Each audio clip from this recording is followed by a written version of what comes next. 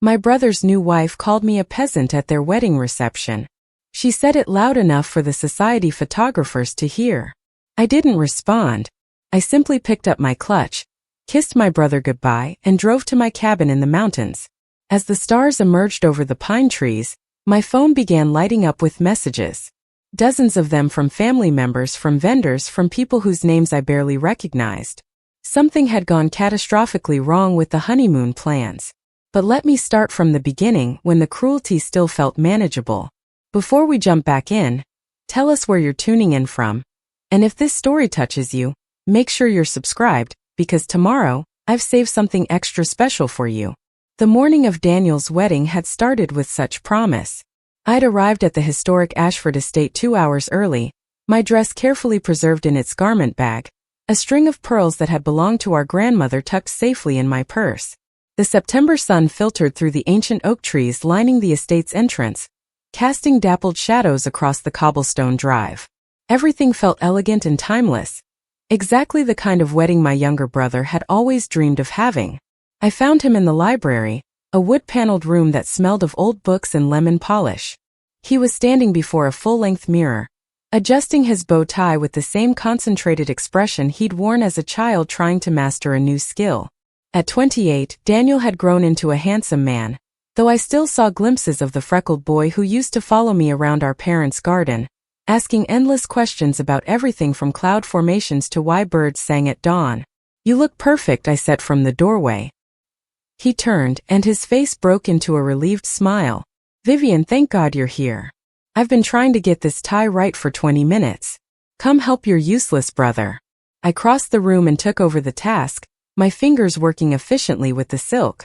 Daniel had always been brilliant with numbers and strategy, the kind of mind that could solve complex problems in minutes, but he'd never mastered the small practical details of life. That had always been my role, the older sister who kept things running smoothly while he focused on bigger ambitions. "Nervous?" I asked, finishing the bow and stepping back to admire my work. "Terrified," he admitted with a laugh. "What if I mess up my vows? What if I trip walking down the aisle? What if Vanessa realizes she's making a terrible mistake?" "She's not making a mistake," I assured him, even as something tightened in my chest. "You love each other. That's what matters."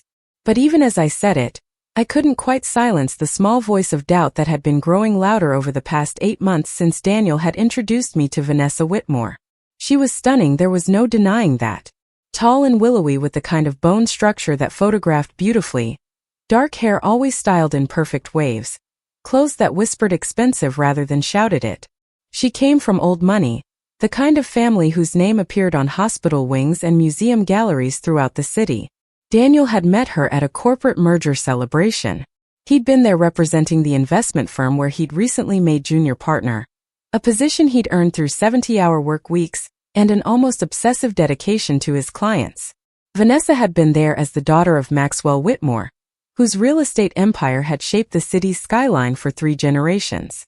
According to Daniel, they'd spent the entire evening talking, discovering shared interests in art and classical music, laughing at the same dry observations about the other guests. He'd been completely smitten from that first night, and I'd been happy for him. My brother deserved love and joy. He'd worked so hard to build his career, often sacrificing his personal life in the process. If he'd found someone who made him light up the way Vanessa did, I wanted to support that completely. But over the months of wedding planning, I'd seen sides of Vanessa that troubled me. The way she dismissed Daniel's suggestion of a smaller, more intimate ceremony in favor of this elaborate estate wedding with 300 guests. The subtle corrections she'd make when he spoke, as if his words needed refining. The particular tone she used when discussing anything she considered beneath her standards, a kind of amused contempt that made my skin prickle. And then there were the comments directed at me. Nothing overtly hostile, nothing Daniel would necessarily notice, but small cuts that accumulated. Observations about my choice to remain in our childhood neighborhood, rather than moving to the fashionable downtown district, where she and Daniel had purchased a penthouse. Questions about my work as a civil engineer that somehow made it sound quaint rather than professional. Suggestions that I might want to update my wardrobe before the wedding, delivered with a smile that didn't quite reach her eyes. I'd started keeping my distance, limiting my interactions with Vanessa to necessary wedding events. Daniel had noticed, asking me once if everything was okay between us. I'd assured him it was, that I was just busy with a major infrastructure project at work. The truth was more complicated. I didn't trust Vanessa's intentions, but I had no concrete evidence beyond a gut feeling, and I wouldn't sabotage my brother's happiness based on instinct alone. The rest of the morning passed in a blur of final preparations. I helped Daniel's groomsmen with their boutonnieres, located the missing cufflinks that had somehow ended up in the wrong room, and served as a sounding board for last-minute jitters. By the time the ceremony began, I'd managed to push aside my concerns and focus on being present for my brother's important day. The ceremony itself was beautiful. The estate's gardens had been transformed into something from a fairy tale, with white roses and hydrangeas everywhere, silk ribbons trailing from the arbor where Daniel and Vanessa would exchange vows. I sat in the front row on the groom's side, directly across from Vanessa's family, an intimidating collection of people who looked like they'd stepped out of a luxury magazine spread. When Vanessa appeared at the end of the aisle, there was an audible gasp from the guests. Her dress was extraordinary, a custom Vera Wang creation in ivory silk that must have cost more than most people's cars. She looked like royalty processing toward her throne, and Daniel's expression of absolute wonder made my throat tight with emotion. Whatever my reservations, he loved her completely. That had to mean something. The vows were traditional but heartfelt. Daniel's voice shook slightly as he promised to love and cherish Vanessa through all circumstances. Her responses were perfectly modulated, delivered with the poise of someone accustomed to public speaking. When the officiant pronounced them married and they kissed, the guests erupted in applause. I clapped along with everyone else, willing myself to believe this would all work out beautifully. The reception was held in the estate's grand ballroom, a space with soaring ceilings and crystal chandeliers that cast warm light over the elegantly dressed crowd. I'd been seated at a table near the back, despite being the groom's only sibling. The place cards had been Vanessa's domain, and apparently, proximity to the head table was reserved for her side of the family and what she termed important guests. Daniel had apologized when he noticed, explaining that Vanessa had very specific ideas about the seating arrangement based on some social protocol I didn't understand. I told him it was fine, and it was. I didn't need to be at the center of attention. I was content to watch my brother enjoy his celebration from a distance. The dinner was exquisite, course after course of food I couldn't have afforded on a month's salary. The wine flowed freely, and speeches began after the main course. Vanessa's father spoke first, delivering a polished address about family legacy and the importance of choosing the right partner. He welcomed Daniel into the Whitmore family with words that sounded rehearsed but warm enough. Daniel's best friend from college gave a funny speech full of embarrassing stories that had everyone laughing. Then it was time for family remarks. I hadn't prepared anything formal, assuming that as the bride's family tradition usually dominated such events. But the master of ceremonies called my name, indicating that the groom's sister would now say a few words. I stood somewhat awkwardly, realizing I'd have to improvise. I kept it simple and sincere. I talked about Daniel as a child, his curiosity and kindness. I mentioned how proud our parents would have been to see him so happy. They'd both passed away in a car accident 5 years earlier, leaving Daniel and me as each other's only immediate family. I wished him and Vanessa a lifetime of joy together. It wasn't eloquent or particularly memorable, but it came from the heart. As I sat down, I noticed Vanessa whispering something to her mother, both of them glancing in my direction. The expression on Vanessa's face was hard to read, somewhere between amusement and disdain. I tried to ignore it, focusing instead on the cake-cutting ceremony that followed. The real trouble started during the dancing portion of the evening. I'd been standing near the bar, nursing a glass of champagne and chatting with one of Daniel's colleagues from work, when Vanessa approached. She changed into her reception dress, another stunning creation that probably cost more than my car. "Vivian," she said, her voice carrying that particular tone I'd learned to recognize. "We need to discuss something." "Of course," I replied, excusing myself from the conversation and following her to a quieter corner of the ballroom. "What's on your mind?" She studied me for a moment, her expression cool and assessing. "I've been trying to decide the best way to handle this situation, but I think direct is probably kindest." "Handle what situation?" I asked, genuinely confused. She glanced around as if checking who might overhear, though the music was loud enough that I doubted anyone nearby could make out our words clearly. Your speech tonight, she began. While I'm sure you meant well, it was rather inappropriate. I felt heat rise in my cheeks. Inappropriate how? The references to your modest upbringing, the implication that Daniel has somehow risen above his circumstances by marrying me. It put everyone in an uncomfortable position. I stared at her, trying to process what she was suggesting. I didn't imply anything like that. I just shared memories of my brother. She gave a small, tight smile. Perhaps you don't realize how these things sound to people of a certain background. The whole speech had a rather peasant quality to it. Earnest but unsophisticated. The word hung between us like a slap. Peasant. She'd actually called me a peasant at her own wedding reception. Preparing and narrating this story took us a lot of time, so if you are enjoying it, subscribe to our channel, it means a lot to us. Now back to the story. I felt something cold and hard settle in my chest, replacing the confusion with a crystalline clarity. I see, I said quietly. I'm sorry if my presence here has been such a burden for you. Oh, don't be dramatic, she said with a dismissive wave. I'm simply trying to help you understand the social dynamics you'll need to navigate now that Daniel is part of our family. There are expectations and standards. You might want to consider that going forward. I nodded slowly, not trusting myself to speak. Vanessa seemed to take my silence as acceptance, reaching out to pat my arm with the kind of condescension one might show a confused child. I knew you'd understand once it was explained properly. Now I need to get back to the photographer. They want some sunset shots before we lose the light. She glided away, leaving me standing alone in the corner, champagne glass trembling slightly in my hand. Around me the celebration continued, people laughing and dancing, completely unaware of what had just transpired. I caught sight of Daniel across the room, his face glowing with happiness as he talked with some of Vanessa's relatives. He looked so content, so perfectly at ease in this world of wealth and privilege that Vanessa represented. And I realized with sudden painful certainty that if I told him what his new wife had just said to me, he wouldn't believe it. Or worse, he'd make excuses for her. Explain it away as a misunderstanding or stress from the wedding. I'd become the problem, the sister who couldn't be happy for him, who was trying to cause trouble on his special day. So I made a decision. I finished my champagne, set the glass down on a nearby table, and collected my clutch from my seat. I found Daniel near the dance floor and pulled him aside briefly. I'm going to head out, I told him, kissing his cheek. The drive back is long, and I have an early morning tomorrow. His face fell. Already?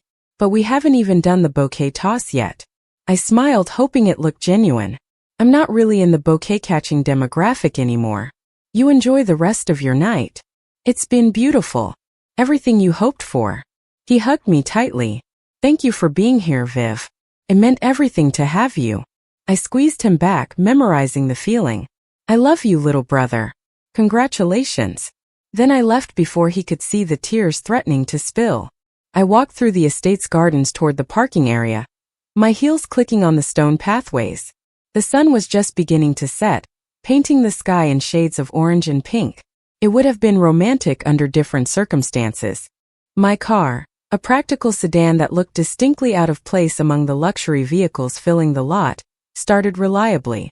I'd always taken care of it, changing the oil on schedule, keeping up with maintenance. It wasn't glamorous, but it was mine, paid for with money I'd earned through my own work. As I pulled away from the Ashford Estate, I felt something shift inside me. Not anger exactly, but a kind of resigned acceptance that my relationship with Daniel was going to change fundamentally now that Vanessa was part of his life. I drove north toward the mountains, away from the city and its social hierarchies, away from people who measured worth by bank accounts and family names. The cabin where I was headed had belonged to our parents. After they died, Daniel and I had inherited it jointly, but he'd never showed much interest in using it. Too remote, too rustic, no cell service or high-speed internet. He'd suggested selling it more than once, but I'd resisted. It was the last tangible connection to our childhood, to simpler times when a person's value wasn't determined by their address or clothes.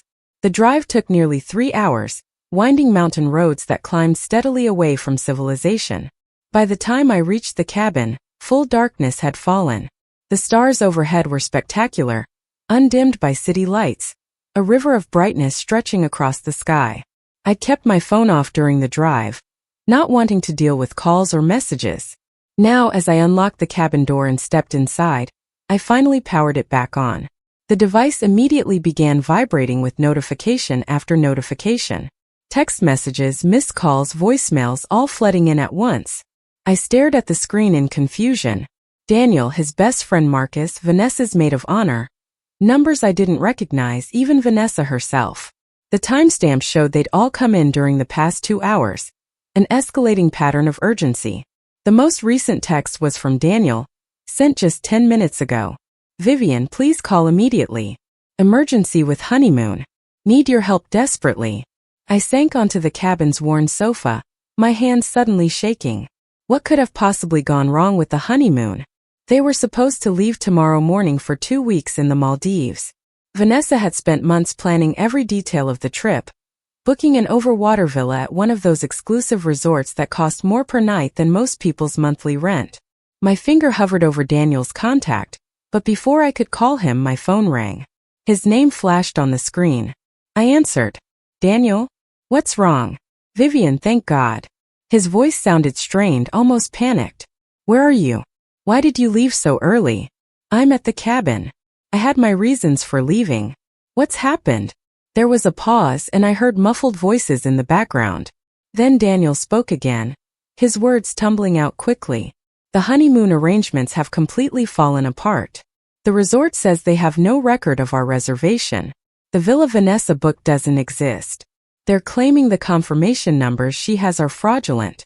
I felt my stomach drop. What do you mean they don't exist? How is that possible? I don't know, Daniel said, and I could hear the desperation building in his voice. Vanessa swears she booked everything months ago. She has emails, confirmation codes, everything. But the resort is saying none of it's legitimate. They think she might have been scammed by a fake booking site. And it's not just the accommodation. The private plane charter Vanessa arranged? Also fake. The exclusive experiences she scheduled? None of them have any record of our reservations. The weight of what he was describing began to sink in. How much money are we talking about? $75,000, he said quietly. That's what Vanessa paid for the entire honeymoon package. And apparently, all of it went to some fraudulent company that's now unreachable. The website's down, the phone numbers don't work. Everything's just vanished. I sat in silence processing this information. $75,000 was a staggering amount of money to lose. Even for someone with Vanessa's background, it had to be a significant financial blow. But more than the money, I was trying to understand how something like this could happen. Vanessa struck me as meticulous and detail-oriented. How had she fallen for such an elaborate scam? Vivian, are you still there? Yes, I'm here. I'm just trying to understand. How did this only come to light now? Shouldn't there have been some indication earlier that something was wrong? We didn't realize anything was wrong until Vanessa tried to contact the resort tonight to confirm our arrival time tomorrow. That's when they told her there was no reservation. We've spent the last 2 hours trying to sort it out, calling every number we have, checking every email. Everything looked legitimate when she booked it. The website, the communications, all of it seemed real.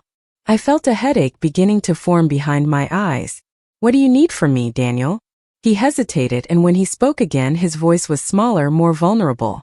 Vanessa's parents are furious. They're saying this proves she's not ready for marriage, that she's irresponsible with money. Her father is threatening to cut her off financially because of this. And Vanessa is devastated. She's locked herself in the bridal suite and won't come out. I closed my eyes, fighting against the complicated tangle of emotions. Part of me wanted to point out that perhaps this was karma for calling me a peasant just hours earlier. Another part recognized that my brother was genuinely in pain, and whatever I thought of his new wife, he needed support. What exactly do you want me to do, Daniel? You're good at this kind of thing. Investigating, problem solving. You've always been able to figure things out when I'm stuck. Could you look into it? See if there's any way to recover the money or track down who did this. Please, Vivian. I don't know who else to ask. I wanted to refuse. I wanted to remind him that I was just a simple civil engineer with peasant qualities, hardly the sophisticated investigator he seemed to need. But the pleading in his voice was impossible to ignore. Send me everything you have. All the emails, confirmation numbers, website information, payment records. Everything. Oh, thank God, he breathed. Thank you, Viv. I knew I could count on you. After we disconnected, I sat in the quiet cabin and waited for the files to arrive. The old structure creaked and settled around me, familiar sounds that had marked my childhood summers. Outside, an owl called somewhere in the darkness. My phone chimed as Daniel began sending documents. Email after email forwarded to me, each one containing what appeared to be legitimate booking confirmations, payment receipts, and itinerary details. I opened my laptop, an older model but reliable, and began systematically reviewing everything Daniel had sent. At first glance, the documents did look authentic. Professional formatting, proper logos, detailed information presented clearly. But as I dug deeper, small inconsistencies began to appear. Email addresses that almost matched legitimate domain names but were off by a letter or two. Phone numbers with area codes that didn't quite align with the resort's actual location. Website URLs that mimicked the real resort's address, but with subtle differences. It was sophisticated fraud, designed to fool someone who wasn't looking critically at every detail. And more importantly, as I traced back through the email chains, I began to notice something else.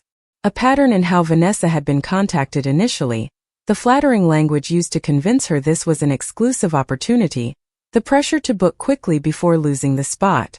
I pulled up my secure work connection and accessed some specialized databases I had access to through my engineering firm's cybersecurity protocols. We often had to verify contractor information and trace digital communications as part of infrastructure project planning. The tools weren't designed for this kind of investigation, but they could provide useful information about digital footprints and communication origins. What I found made my blood run cold. The emails Vanessa had been exchanging with the fraudulent booking company had originated from IP addresses that traced back to a location uncomfortably close to the city. More specifically, to an address in the downtown district. And when I cross-referenced the payment processing information with some public business registration databases, a name emerged that I recognized. Not someone I knew personally, but someone whose name had come up during my limited interactions with Vanessa's social circle. A former friend of hers, someone she'd mentioned having a falling out with about a year ago. Someone who would have known exactly how to approach Vanessa, what language to use, what promises would be most appealing to her particular vanities. I sat back, staring at my laptop screen as the implications settled over me. This wasn't a random scam. This was targeted, personal, and executed by someone with inside knowledge of Vanessa Whitmore's habits and weaknesses. Someone with a grudge and the technical sophistication to pull off an elaborate fraud. My phone rang again. Daniel's number. I answered. Tell me you found something, he said without preamble. I found something, I confirmed. But Daniel, this is more complicated than a random scam. I think Vanessa was specifically targeted by someone who knows her. There was silence on the other end. Then, what do you mean? Can you explain this to me in person? And possibly to Vanessa and her parents? They need to understand what happened. They need to know this wasn't her fault. I glanced around the cabin, at the peace and solitude I'd driven 3 hours to find. The place where I'd hoped to lick my wounds and decide how to navigate my relationship with my brother now that his wife considered me beneath her notice. But Daniel needed me. Despite everything, despite the hurt and humiliation, he was still my little brother. And he was asking for help. I'll be there in 3 hours, I said finally. Get everyone together. The hotel's conference room if the estate is closed for the night. And Daniel? Make sure Vanessa's father is there. He needs to hear what I've found before he makes any decisions about her finances or their relationship. After ending the call, I changed out of my bridesmaid dress into jeans and a sweater. I grabbed my laptop, made sure I had all the documentation downloaded and backed up, and headed back out to my car. The stars were still brilliant overhead as I began the long drive back to the city, back to the world of wealth and social hierarchies that had rejected me just hours before. But I wasn't returning as the dismissed peasant sister. I was returning as the person who held the answers everyone desperately needed. And perhaps more importantly, as someone who was about to reveal truths that would reshape the Whitmore family's understanding of their daughter and her new marriage. The road unwound before me in the darkness, and I drove steadily toward whatever awaited at journey's end. The drive back to the city felt longer than the journey out had been. My headlights carved through the darkness as I descended from the mountains, each mile bringing me closer to a confrontation I hadn't wanted but couldn't avoid. The information on my laptop felt heavy, like physical weight pressing against my consciousness. What I discovered wasn't just evidence of fraud. It was a window into Vanessa's past, into relationships and betrayals that predated Daniel entirely. I'd spent the drive organizing my thoughts, preparing how to present what I'd found in a way that would be clear and convincing. The Whitmores were not people accustomed to being told difficult truths, especially not by someone they likely viewed as beneath their social standing. But the evidence was undeniable, and if I could keep my emotions in check, focus purely on facts and documentation, they'd have to listen. By the time I reached the Grand Meridian Hotel, where Daniel had texted me they'd gathered, it was nearly 2 in the morning. The hotel lobby was mostly empty, just a tired-looking night clerk behind the desk and a janitor quietly polishing the marble floors. I must have looked out of place in my casual clothes and hiking boots, but the clerk directed me to the Kensington conference room on the 3rd floor without comment. I could hear raised voices before I even reached the door. Maxwell Whitmore's distinctive baritone, sharp with anger. Daniel's quieter responses, attempting to be placating. A woman's voice I didn't recognize, probably Vanessa's mother, saying something about responsibility and consequences. I paused outside, taking a breath to steady myself, then knocked firmly. The voices stopped immediately. The door opened to reveal Marcus, Daniel's best friend and best man from the wedding. His tie was loosened, his usually neat hair disheveled. "Vivian, thank God you're here. He's been asking for you every 5 minutes." He stepped aside to let me enter. The conference room was designed for corporate meetings, all sleek lines and neutral colors. Around the large central table sat Daniel, looking exhausted and worried. Across from him were Maxwell and Judith Whitmore, Vanessa's parents, both dressed in the formal attire they'd worn to the reception, though Maxwell had removed his jacket and rolled up his shirt sleeves.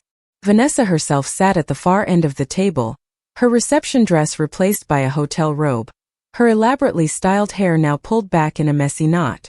Her eyes were red-rimmed, makeup smudged from crying. "Vivian," Daniel stood immediately, crossing to embrace me. "I'm so glad you came back. Did you find anything?" "I have found quite a bit," I said, setting my laptop down on the table and opening it. "But before I explain what I discovered, I need everyone to understand something. What happened to Vanessa wasn't random. This was a targeted attack by someone with personal knowledge of her habits and vulnerabilities." Maxwell Whitmore leaned forward, his expression skeptical. "You're saying someone deliberately set out to defraud my daughter? Who would do such a thing?" "That's what I'm here to explain," I replied, pulling up the first set of documents on my screen. "But I'll need everyone to listen completely before jumping to conclusions or making accusations. Can we agree to that?" There was a tense moment of silence, then Judith Whitmore nodded.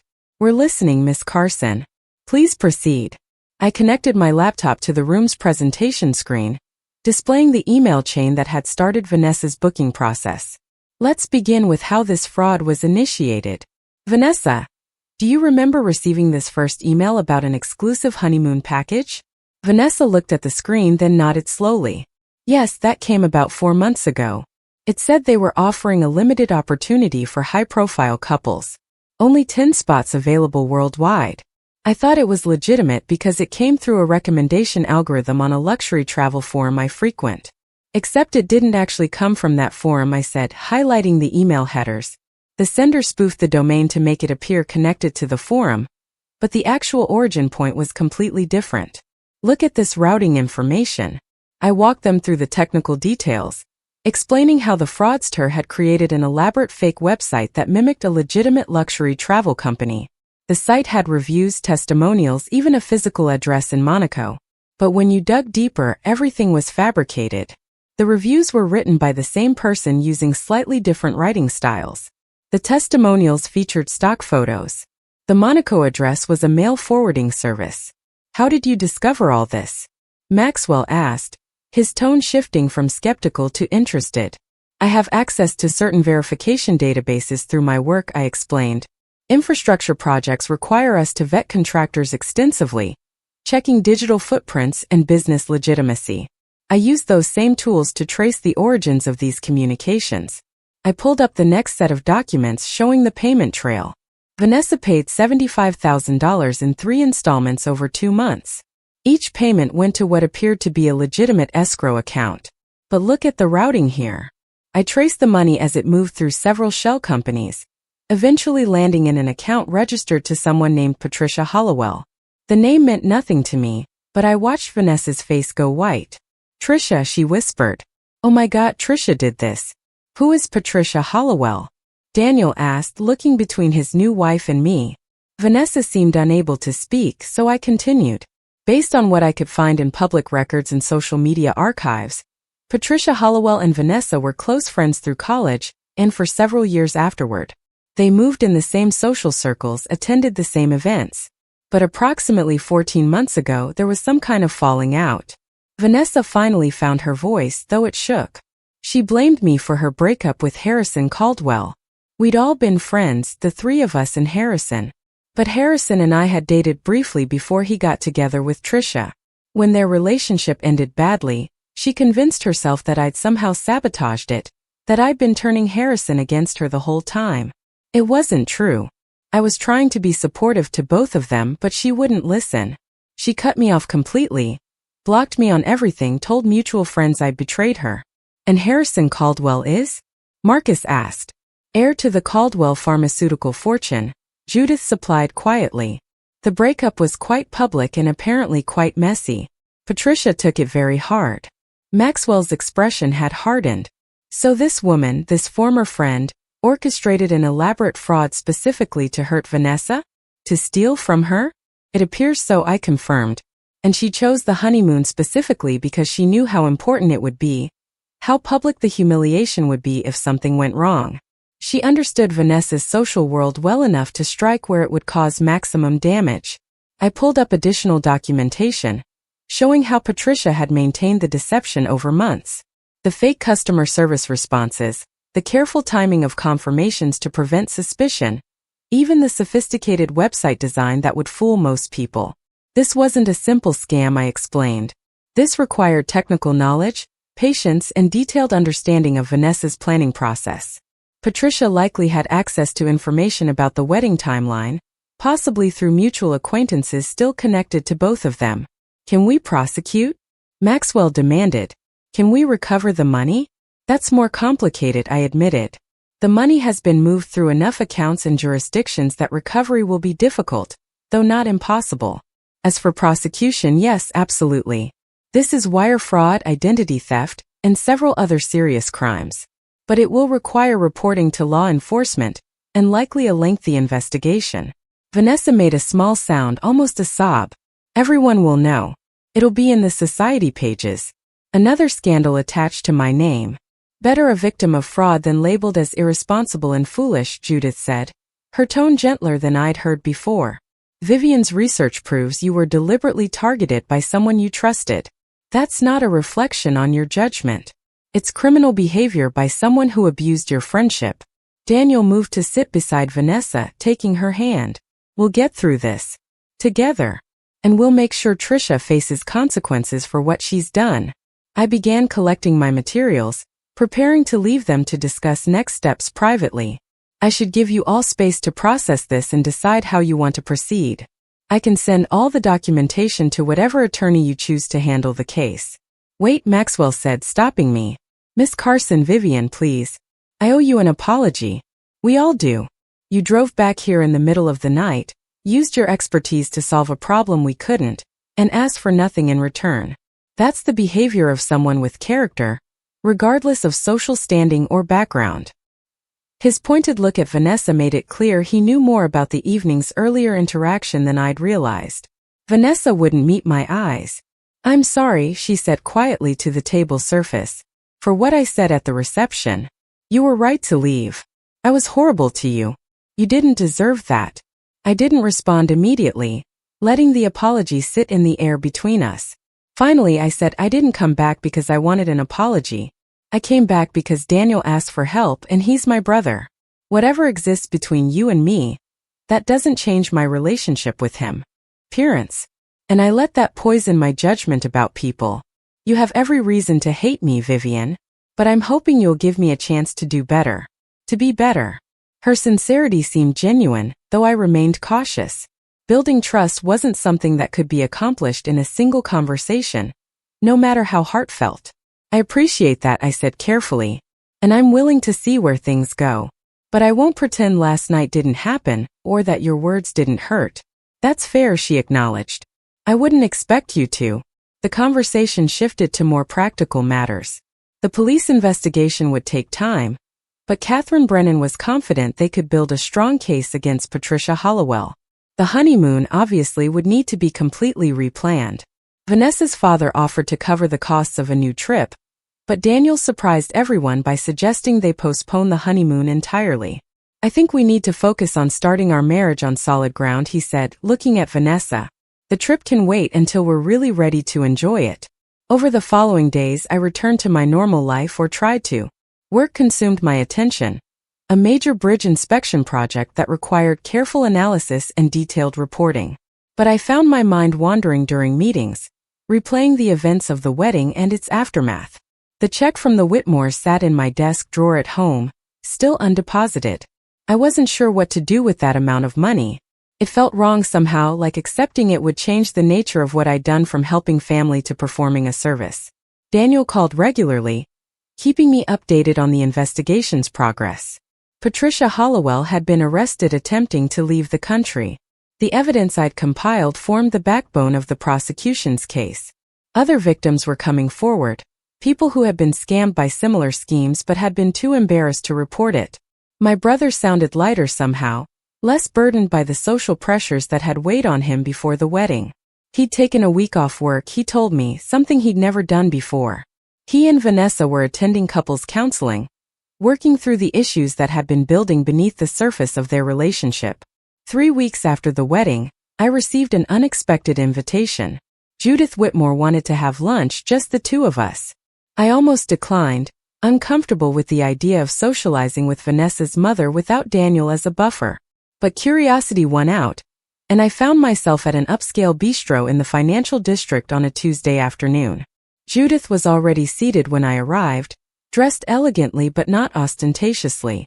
She stood to greet me, her manner warm but not effusive. "Thank you for coming, Vivian. I wasn't sure you would."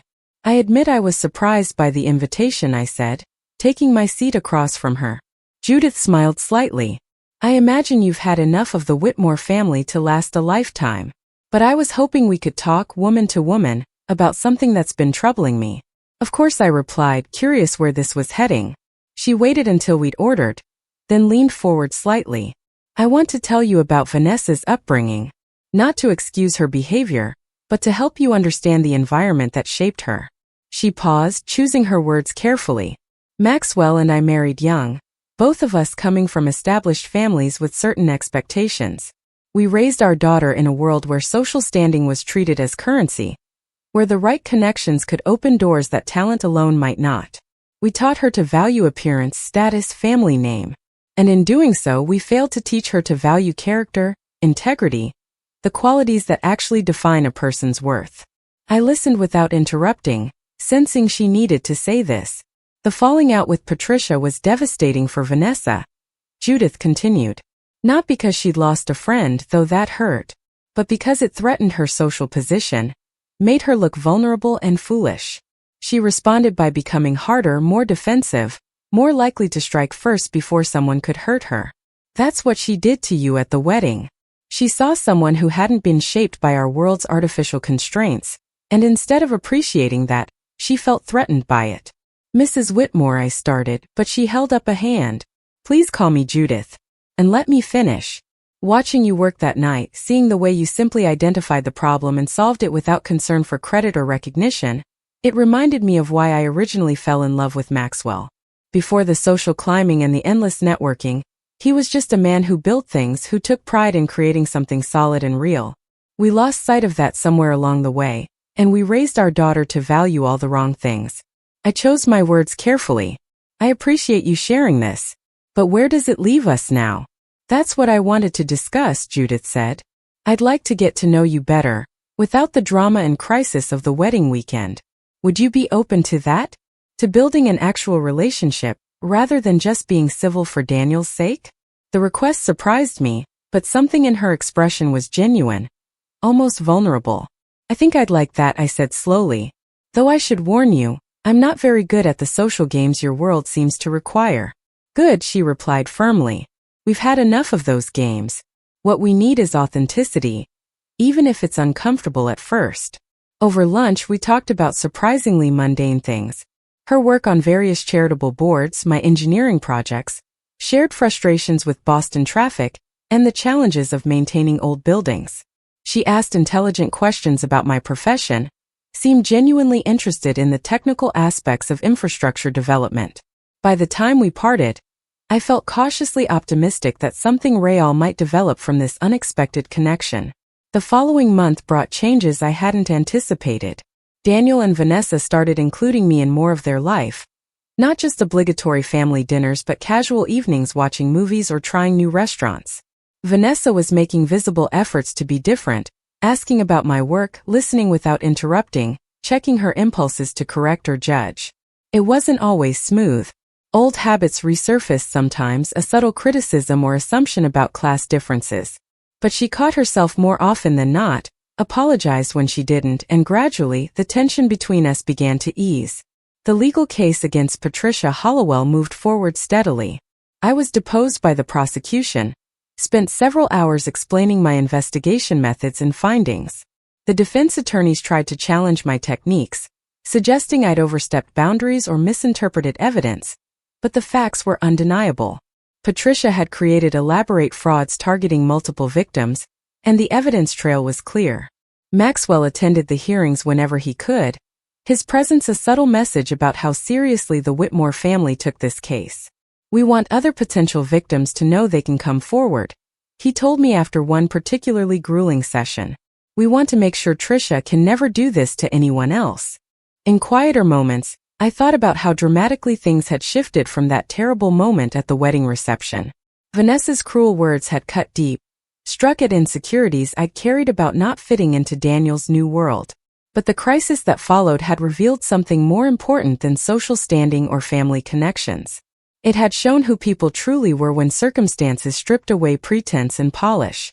Daniel's immediate trust in my abilities, even after months of letting Vanessa edge me out of his life, spoke to the core of our relationship that nothing could really damage. Vanessa's willingness to face her own behavior and try to change suggested depth I hadn't credited her with having.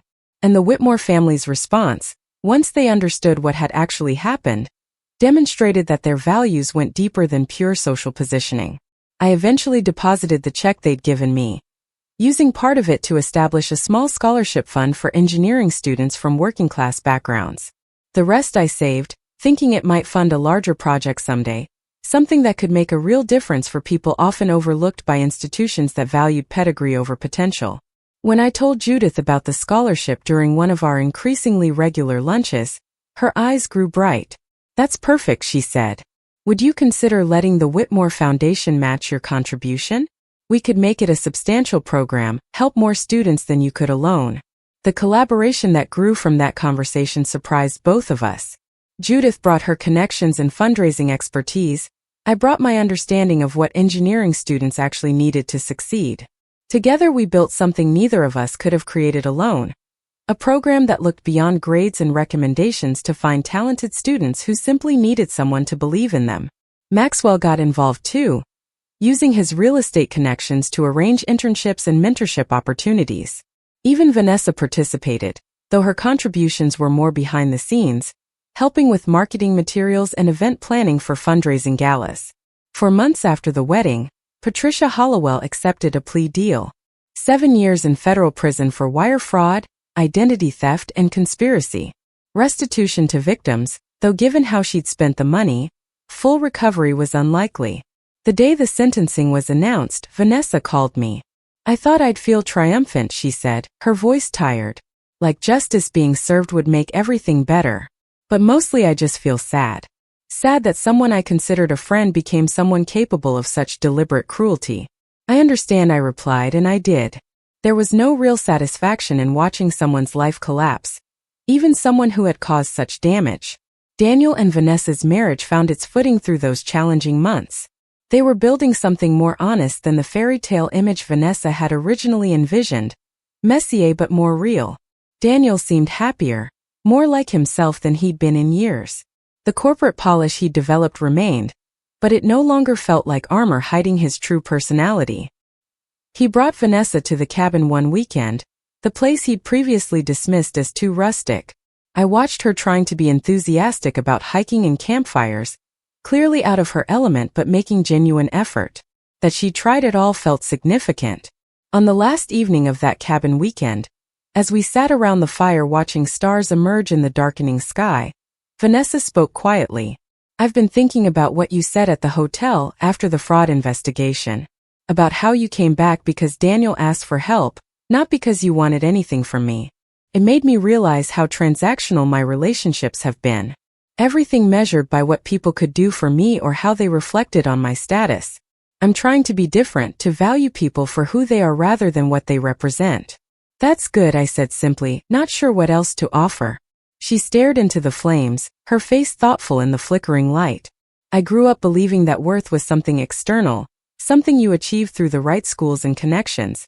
But watching you work that night, seeing how you just knew what to do and did it without needing recognition or reward, it showed me a different kind of value. The kind that comes from being genuinely capable and good. I hope someday I can be more like that." "You're already changing," I observed. "The fact that you can recognize and acknowledge the problem is significant." She smiled slightly. "Thanks to excellent therapy and a husband who refuses to let me fall back into old patterns. Daniel has been amazing through all this. Patient but honest, supportive without being enabling. I'm lucky he didn't give up on me." "We're all lucky," Daniel interjected, emerging from the cabin with more firewood, "that we found our way through this to something better than what we had before." Later, after Vanessa had gone to bed, Daniel and I stayed by the fire talking. He seemed thoughtful, occasionally poking at the logs to send sparks spiraling upward into the night. "You know what the hardest part has been?" he asked eventually, realizing how much I'd changed and not for the better. "I let Vanessa's world reshape me into someone who valued all the wrong things. And I let that come between us, Viv. I'm sorry for that." "You don't need to apologize again," I said gently. "We've moved past it." "But I do," he insisted. "Because you deserved better than what I gave you.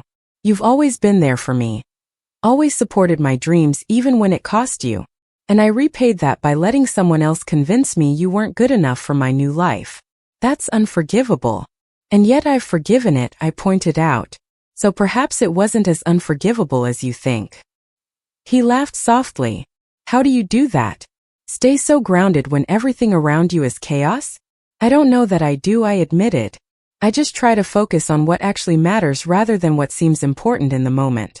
Sometimes I get it wrong too." "Well, you got it right when it counted," he said firmly. "That night you drove back to help us? You could have let us face the consequences. No one would have blamed you. But instead you showed up and saved everything. That's the kind of person you are, Vivian. The kind who does the right thing even when it's hard." The autumn deepened into winter, bringing shorter days and the first real cold snaps. The scholarship program Judith and I had developed launched with its first cohort of students, 5 young people from backgrounds similar to mine, brilliant and hungry for opportunity. Meeting them reminded me why all the drama and difficulty had been worth it. These students needed someone to see their potential beyond their circumstances, just as I'd once needed that same recognition. At the launch event, Vanessa gave a speech about the importance of looking beyond surface-level qualities to recognize true talent. Judith whispered to me that she'd written it herself, without help from any professional speechwriter, and that represented real growth. Maxwell approached me at the reception following the launch. "You've been good for our family," he said without preamble. "Challenged us to be better versions of ourselves. I appreciate that, even when it's uncomfortable." "I just tried to solve a problem," I replied, uncomfortable with the credit. "You did more than that," he insisted. "You showed us what real integrity looks like. And you gave Vanessa an example of strength that doesn't require cruelty or condescension. She's watching how you move through the world, learning things we failed to teach her."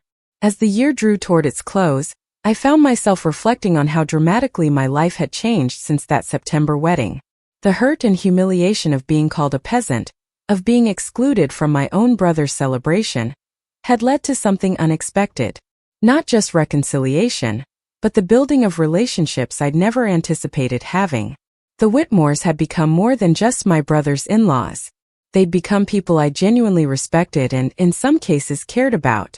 Vanessa was still a work in progress, still sometimes revealed the entitled attitudes that had been drilled into her from childhood.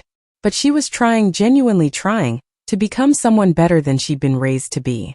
And that effort deserved recognition and support. Daniel and Vanessa hosted a small Christmas dinner at their penthouse, just family and a few close friends. As I looked around the table at faces that had become dear to me, I thought about how crisis reveals character in ways that comfort never can. The honeymoon fraud had been devastating at the time, threatened to destroy Vanessa's reputation and Daniel's marriage before it truly began. But it had also stripped away pretense, forced everyone to confront who they really were and what they really valued. In that sense, perhaps it had been exactly what we all needed. Not comfortable, certainly not pleasant, but ultimately transformative in ways that easy circumstances never would have been. And I realized that being called a peasant, being judged as unworthy by someone who measured value in all the wrong ways, had hurt. But it had also freed me. Freed me to show up authentically, to help not because I wanted approval but because it was right, to demonstrate that worth isn't determined by social standing or family connections. Sometimes the greatest gift is being underestimated. It gives you space to be exactly who you are, to act from genuine motivation rather than performing for an audience. Vanessa's casual cruelty had inadvertently shown me my own strength, revealed reserves of capability and character I might not have otherwise recognized. For that, in a strange way, I was almost grateful. The following spring brought an invitation I hadn't expected. Vanessa wanted to renew their vows, a small private ceremony with just immediate family. Not to erase what happened, she explained over coffee one morning, but to acknowledge who we've become since then. Daniel and I have built something real now, something honest. I want to honor that with people who actually matter to us. The ceremony took place at the mountain cabin, of all places. Vanessa had suggested it, wanting to embrace rather than reject the simplicity she'd once scorned. She wore a simple white sundress, no designer label or elaborate styling. Daniel looked more relaxed than I'd seen him in years, dressed in casual linen rather than a formal suit. Maxwell and Judith stood beside me as witnesses, all of us gathered on the wooden deck overlooking the valley below. The vows they exchanged were nothing like the polished words from their original wedding. These were raw and real, acknowledging mistakes and promising growth. Daniel spoke about learning to value substance over appearance, about finding his way back to himself. Vanessa talked about discovering that worth comes from character rather than connections, about choosing love over status every single day.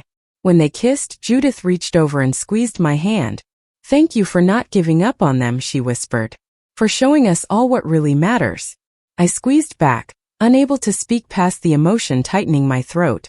This moment felt earned in a way the elaborate estate wedding never had. This was real, built on foundations of honesty and hard work, rather than social expectations and carefully curated images. The celebration afterward was simple. Burgers grilled on the cabin's old barbecue, salads I prepared that morning, local beer from a nearby brewery. We sat on mismatched chairs around the fire pit, talking and laughing as the sun set behind the mountains. Vanessa told stories about her early attempts at hiking, making fun of herself with genuine humor. Maxwell discussed his plans to shift his business focus toward more sustainable development projects. Judith shared updates about the scholarship program, which had already changed lives for its first group of students. At one point, Vanessa pulled me aside. "I need you to know something," she said, her expression serious. "That night at the wedding, when I called you a peasant, I was trying to make myself feel superior because I was terrified. Terrified that Daniel would realize his simple, genuine life was better than the complicated social performance I'd been raised to value. Terrified that you represented something authentic I could never be. I hurt you because I was afraid of my own inadequacy. I appreciate you telling me that," I said carefully. "It helps to understand where it came from, even if it doesn't erase the sting." "I know," she replied. "And I'm not asking you to forget it happened. I'm just hoping you can see how far I've come from that person. How much I'm still working to become someone worthy of the second chance you all gave me." You're getting there, I assured her. Growth isn't linear, but you're genuinely trying. That matters more than you might think. As darkness fell and stars began appearing overhead, Daniel stood and raised his glass. To new beginnings, he said. To family that shows up when it matters. To second chances and the courage to change. And especially to my sister, who saved us all by being exactly who she's always been. Smart, capable, and far too kind to people who don't deserve it. Everyone laughed and drank, and I felt something settle deep in my chest. A sense of belonging I'd thought lost forever that September evening when I'd driven away from the estate in tears. The months that followed were peaceful in ways I hadn't experienced since before Daniel started climbing corporate ladders. We fell into comfortable rhythms.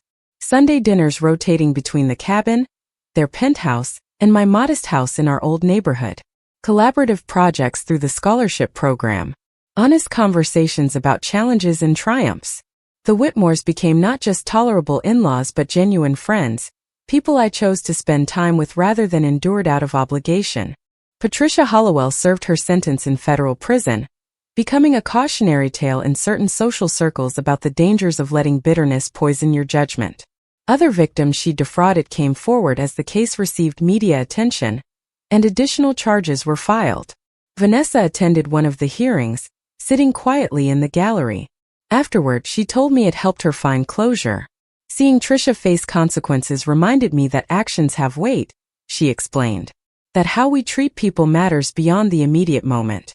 I needed that reminder. Daniel thrived in ways that had nothing to do with corporate success or social advancement.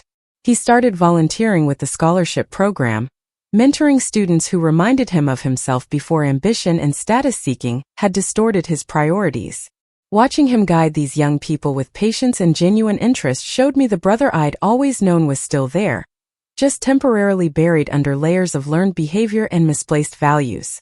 On the anniversary of their original wedding, Daniel and Vanessa hosted a small gathering. Not a lavish party but an intimate dinner with people who had been part of their journey through crisis to renewal.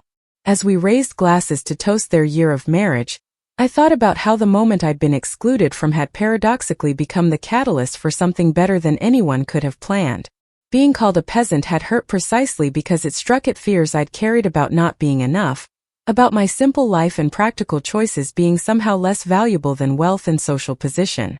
But the crisis that followed had revealed a truth more important than any insult could diminish.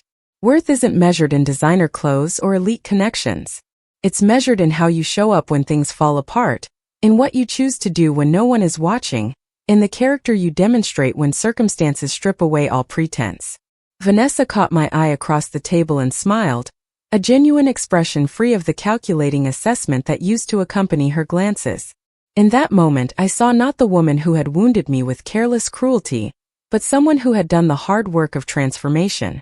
Someone who had looked at her worst impulses and chosen to become better. That kind of growth deserved recognition and respect. As the evening wound down and guests began departing, Judith hugged me tightly. You changed our family, she said simply. Made us better versions of ourselves. I just solved a problem, I replied, the familiar deflection. No, she insisted. You showed us what integrity looks like. That was the real gift, far more valuable than the fraud investigation. Thank you for that. For being patient with us while we learned lessons we should have known all along. Driving home that night, I reflected on the strange journey from rejection to reconciliation. The pain of that September evening at the estate remained real, a scar rather than an open wound. But scars told stories of survival and healing. They marked where damage had occurred and reminded you of strength you didn't know you possessed. Being underestimated had freed me to be exactly who I was, to help without expectation of reward, to demonstrate that true worth transcends social hierarchies and family pedigrees. The cabin sat waiting in the mountains, my refuge and reminder that simple joys often held more value than elaborate celebrations. The scholarship students were building futures that would ripple outward in ways we couldn't yet imagine. My relationships with Daniel and even Vanessa had been reconstructed on foundations of honesty rather than pretense. And I had learned that sometimes the greatest gift isn't being included in the celebration. Sometimes it's being excluded in ways that reveal exactly who you are, and who everyone else is too. That knowledge, hard-won and painful in its acquisition, was worth more than any elaborate wedding reception could ever be. Up next, you've got two more standout stories right on your screen. If this one hit the mark, you won't want to pass these up. Just click and check them out.